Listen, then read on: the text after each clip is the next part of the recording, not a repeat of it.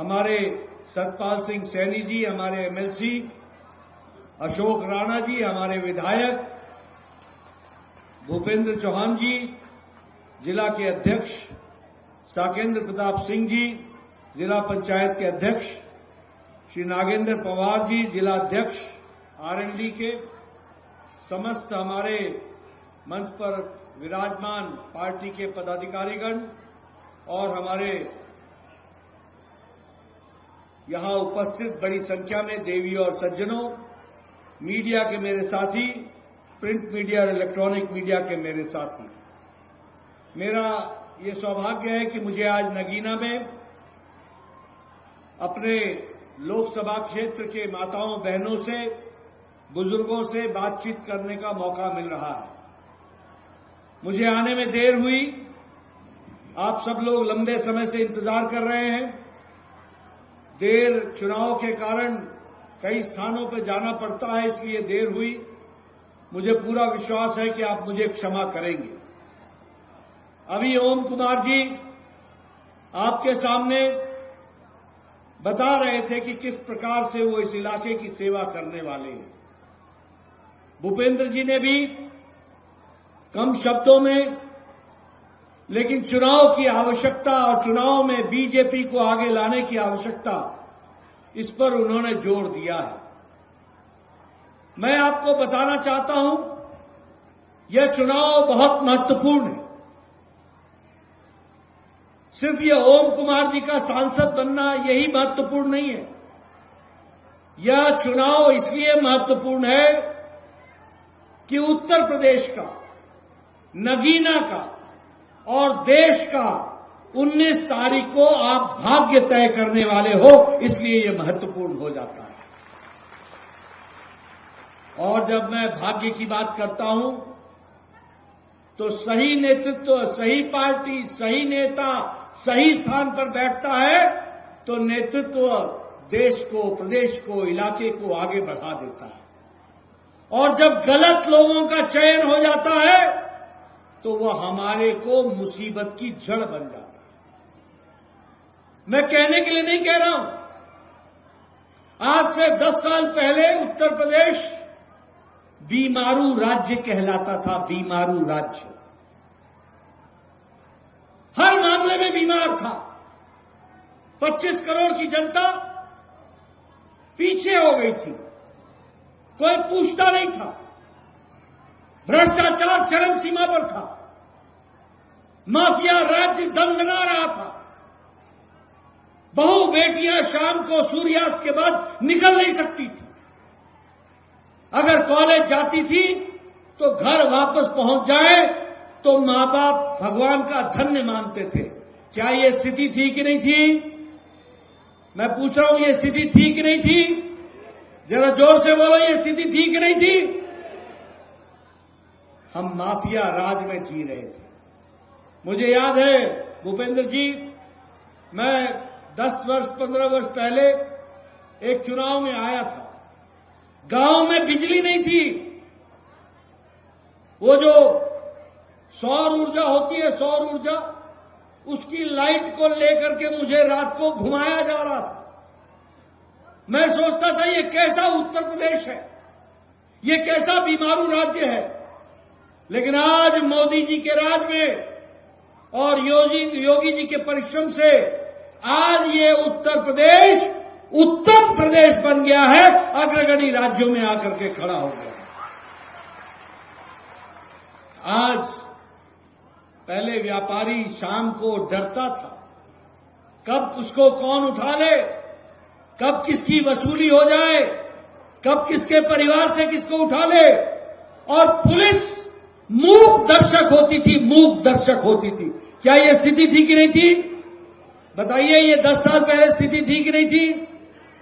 आज यहां व्यापारी उन्मुक्त हवा में आराम से व्यापार कर रहा है।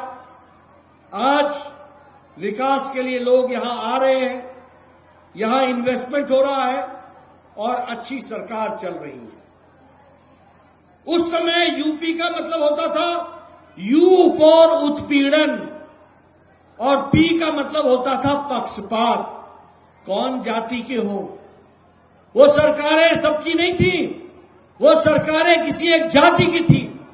आज मोदी जी के नेतृत्व में सबका साथ, सबका विकास, सबका विश्वास, सबका प्रयास, सबकी सरकार चल रही है। ये भी हमको ध्यान में रखना है। आज यूपी का मतलब है उम्मीद, यू का मतलब है उम्मीद और पी का मतलब है प्रगति। आज उत्तर प्रदेश की प्रगति हो रही है, आर्थिक जगत में प्रगति हो रही है, सांस्कृतिक विरासत में प्रगति हो रही है, इंफ्रास्ट्रक्चर में प्रगति हो रही है, रोड बन रहे हैं, रेल की नई लाइनें निकल रही हैं, नए नए एयरपोर्ट बन रहे हैं, नई नई रेलवे स्टेशन का निर्माण हो रहा है। ये विकास की नई कहानी है और इसीलिए प्रधानमंत्री मोदी जी ने लाल किले के प्राचीर से कहा था, यही समय है, सही समय है। और आपके लिए भी 19 तारीख यही समय है और सही समय है, कमल का बटन दबाने का समय है। आज 10 साल में समावेशी विकास हुआ है। आपको जानकर खुशी होगी मित्रों, मैं आपके सामने बताना चाहता हूं, अमेरिका की आर्थिक स्थिति लड़खड़ा रही है। वहां का जीडीपी ग्रोथ 1% है, 1%। यूरोप का आर्थिक नीति कोरोना के त्रासदी के बाद लड़खड़ा गई है। जापान की आर्थिक स्थिति लड़खड़ा गई है। ऑस्ट्रेलिया की आर्थिक स्थिति लड़खड़ा गई है। चाइना की आर्थिक स्थिति लड़खड़ा गई है। लेकिन भारत मोदी जी के नेतृत्व में कोरोना के त्रासदी के बावजूद और यूक्रेन की लड़ाई के बावजूद आज भारत 11वें नंबर की अर्थव्यवस्था से आज ब्रिटेन को, ब्रिटानिया को पछाड़ के 5वें नंबर की अर्थव्यवस्था बन गया है, 5वें नंबर। आज आपको जानकर खुशी होगी कि प्रधानमंत्री मोदी जी के नेतृत्व में जब तीसरी बार सरकार बनेगी तो 2024 के बाद 2027 में मोदी जी के नेतृत्व में भारत तीसरे नंबर की अर्थव्यवस्था बन जाएगा, तीसरे नंबर की अर्थव्यवस्था। एक भारत श्रेष्ठ भारत की दृष्टि से आगे बढ़ेगा। मोदी जी ने राजनीति की संस्कृति बदल डाली है। आज समावेशी, सर्वस्पर्शी और जवाबदेही सरकार है। पहले कैसी सरकार होती थी? ये फलाने की सरकार है, ये अगड़ों की सरकार है, ये पिछड़ों की सरकार है, ये फलाने जाति की सरकार है, ये पिछड़ों की सरकार है। आज जो सरकार है वह सरकार सबकी सरकार है और सबको साथ लेकर के चलने वाली सरकार है। मोदी जी ने आज जवाबदेह सरकार बनाई है, रिपोर्ट कार्ड की सरकार बनाई है और मुझे खुशी है कि आज मोदी जी के नेतृत्व में जीडीपी जो हमारा ग्रोथ है पर कैपिटा उसका 50% वृद्धि हुआ है और कैपिटल एक्सपेंडिचर हमारा 50% से ज्यादा डबल हो गया। आपको जानकर खुशी होगी कि हमारे यहां फॉरेन डायरेक्ट इन्वेस्टमेंट दुगना हो गया है और इलेक्ट्रॉनिक एक्सपोर्ट हमारे यहां 3 गुना बढ़ गया है।